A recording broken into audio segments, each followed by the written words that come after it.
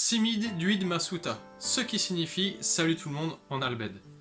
Aujourd'hui, une fois de plus, j'ai envie de rajouter une nouvelle couche de fantasy et de mystère dans l'univers de Spira.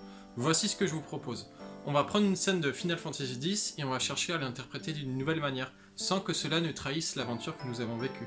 Et on va voir où cette nouvelle lecture va nous mener. Quelque chose de troublant nous attend peut-être au bout de ce chemin. Ça va spoiler, bienvenue dans cette nouvelle sphère. Vous rappelez-vous de l'opération Miyen? Alliant l'entraînement des bannisseurs et la puissance des machines Albed, cette action militaire avait pour objectif de piéger et vaincre Sin, mais malheureusement pour les peuples de Spira, l'opération fut un échec. Après plusieurs combats, c'est sur une plage parsemée de morts que Tidus inconscient revient à lui. Et en colère face à ce massacre, Tidus se mit en tête de rattraper Sin. Et alors qu'il se donne pour essayer de rattraper Sin, tout à coup, il y a un flash blanc et il y a ceci.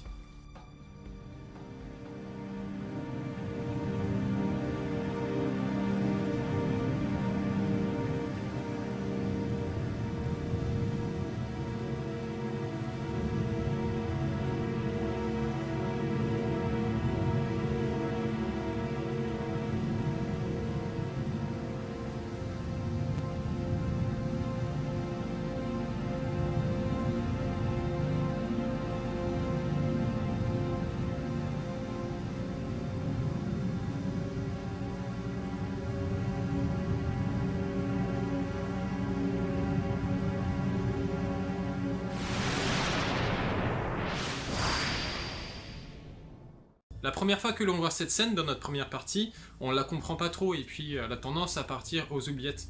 Et dans les parties suivantes, vu qu'on sait qu'elle n'a pas d'impact sur l'histoire du jeu, on n'y prête pas plus attention. Et le jeu ne nous donne pas d'informations sur la réelle nature de cette scène-là, on ne peut que l'interpréter. Et beaucoup y voient un rêve des Priants matérialisé par le Priant de Bahamut, comme c'est le cas par exemple lorsque Tidus touche le mur des Priants au mont Gagazet. C'est là que je vais vous proposer une nouvelle interprétation. Et si la réalité était tout autre?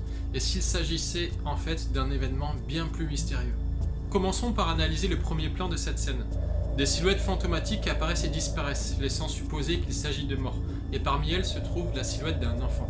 Et j'ai mené mes petites recherches et je me suis rendu compte que cet enfant, on l'a déjà croisé. Il est présent à l'opération Miyen et si on lui parle, il nous dit qu'il veut tuer Sin pour venger sa petite sœur. D'ailleurs au passage, c'est un petit peu bizarre d'amener des enfants sur des champs de bataille. On trouve également une silhouette qui nous est un petit peu plus familière, celle de Luzu, également présent à l'opération Miyen, ou bien celle de Gata.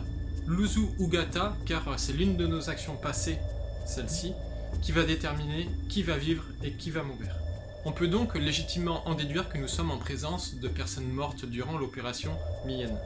La dernière silhouette que l'on voit apparaître est celle du Priant Bahamut. Il s'approche de plus en plus de l'observateur et une fois face à lui, il fait le signe non de la tête. Et cette séquence se termine par l'apparition d'une balle de Blitzball qui se projette sur l'observateur. Personnellement, je trouve cette scène assez mystérieuse et troublante. C'est pour ça que j'ai décidé de me pencher dessus et c'est pour ça qu'aujourd'hui sort cette vidéo. La présence des morts qui se succèdent peut nous laisser penser que l'observateur est lui-même mort. Et je trouve la réaction du Priant de Bahamut très intéressante. Son nom de la tête peut clairement faire penser à un « non, ce n'est pas ton heure ». Comme si le Priant de Bahamut allait donner une nouvelle chance aux morts qui le regardent et le renvoie sur Spira.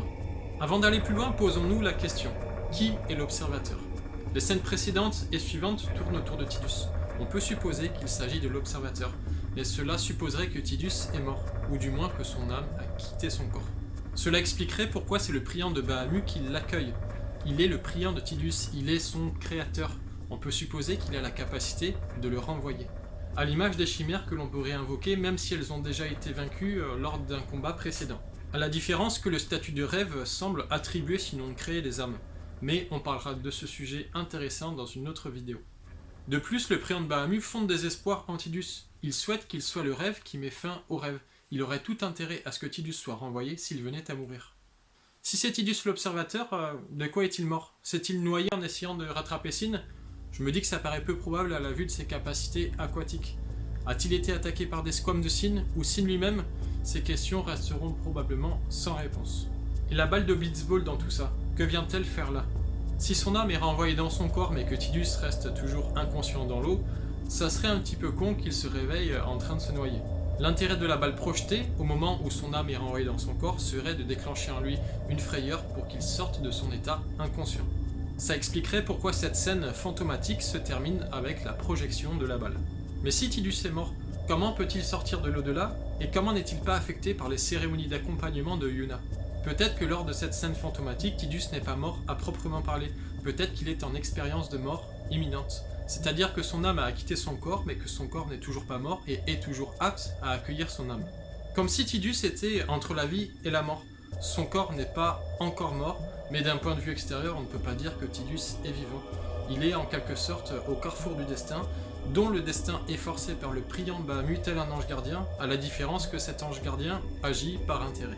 Du coup, même si Tidus a eu une expérience de conscience extraneuronale, même s'il a eu une expérience conscience hors corps, il n'est pas pour autant devenu un errant. On peut dire qu'il a eu pendant un instant sa vie en suspens. C'est pour ça qu'il n'est pas affecté par les cérémonies d'accompagnement, et il peut aller et venir comme il le souhaite dans l'au-delà. Penchons-nous maintenant sur l'arrière-plan, sur le décor. À ce stade de l'aventure, il nous est inconnu, mais si vous avez fini Final Fantasy X, vous l'avez probablement reconnu, nous sommes à l'intérieur de Sin. Pour rappel, c'est un lieu dont on ne peut pas s'échapper. Soit on attrape 10 orbes lumineuses pour passer à l'étape suivante qui est Ject, soit on reste piégé dans ce lieu avec ses perpétuels pics de glace. Le vidéaste Super Brioche 666 a interprété ces pics de glace comme étant Sin qui se défend face à l'intrusion du groupe, et je trouve cette vision plutôt cohérente. Si cette réflexion est correcte, cela supposerait que lorsque l'âme de Tidus se trouve dans ce lieu, Sin ne perçoit pas sa présence comme étant une intrusion. La présence de mort y serait normale, et peut-être même qu'elle serait intentionnelle. Je m'explique. On sait que les morts non envoyés peuvent se transformer en monstres, et on sait que ce lieu est la dernière étape avant d'atteindre Ject et Yuyevan.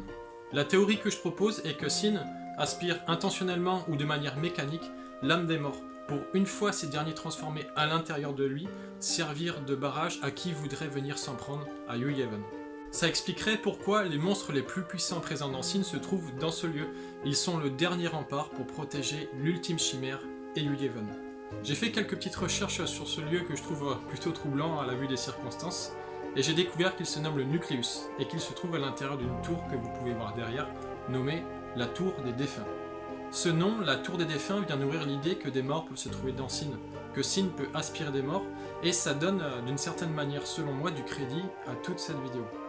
Et si je pousse la réflexion, je peux même dire que sans l'intervention du priant de Bahamut, Tidus à terme serait transformé en monstre à l'intérieur de Sin et aurait été un protecteur du monstre, un obstacle à l'éternelle félicité que Yuna et le groupe auraient dû affronter sans peut-être même le savoir. Et on peut même imaginer qu'à l'intérieur de Sin, nous nous en sommes peut-être pris à l'âme de cet enfant qui voulait venger sa petite sœur. J'avais annoncé en début de vidéo que ce chemin nous mènerait peut-être à des choses mystérieuses et troublantes. J'espère que ça a été le cas pour vous. On arrive à la fin de cette vidéo, j'espère qu'elle vous a plu. Si c'est le cas, vous pouvez liker, commenter, partager. En tout cas, moi j'ai pris beaucoup de plaisir à élaborer tout ça. N'hésitez pas à me faire part de vos impressions, et si vous voyez des impossibilités, des incohérences dans les interprétations que j'ai proposées, n'hésitez pas à me le faire savoir. Si à votre tour vous avez une autre interprétation à proposer, n'hésitez pas à le mettre en commentaire, je me ferai un plaisir de vous lire. J'espère que la curiosité qui vous a fait cliquer a été comblée. La prochaine vidéo sera une nouvelle vidéo théorie sur Final Fantasy X, du coup si vous ne voulez pas la rater, pensez à vous abonner. C'est tout pour moi, merci pour votre attention, à bientôt.